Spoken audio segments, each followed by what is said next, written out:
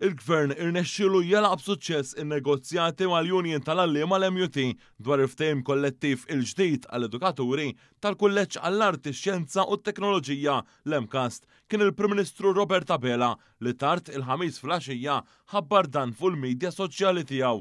Dr. Abela qal li mhux dejjem kienu diskussjonijiet faċli, iżda jinsab gburi li għal darb'oħra se jkun Gvern Laburista li jerġa' issaħħa l-kundizzjonijiet ta' aktar għalliema li huma l-imħuħ tal-iżvilupp ta' wliedna u għalhekk għal-ġiet tal-Maltin. L-MUT qalet fi stqarrija li l-ftehim se jkun ippreżentat lill-membri tal-MCAST fil-jiem li ġejjin fejn hemmhekk se jkun qed jittieħed vot li mistenni approva l-ftehim. Il-Union irringrazzjat lill-Ministeru għall-Edukazzjoni, l-Uffiċċju tas-Segretarju Permanenti Ewlieni, it-taqsima ta' relazzjonijiet industrijali fih dan l-Uffiċċju tal-Prim Ministru u lill-MCAST stess għal dan l-iżvilupp importanti.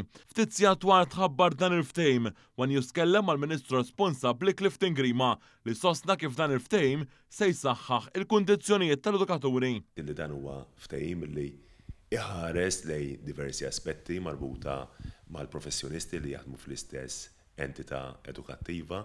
Għandek aspett finanzjarju li għandek żidiet importanti ħafna f'dak li huma marbuta bħala l-aspett finanzjarju tal-istess kundizzjonijiet tax-xogħol tal-ħaddiema ġewwa l-MCAST u għandek anke diversi kundizzjonijiet oħra marbuta mal-operat ta' kuljum ġewwa l-istess kulleġġ. Il-Ministru kompla li dan il-ftehim ma jħares biss lejn il-preżent iżda anke lejn il-futur, dan kif dan il-kulleġġ qed jevolvi anke bil-ftuħ tal-Istitut ta' Snajja.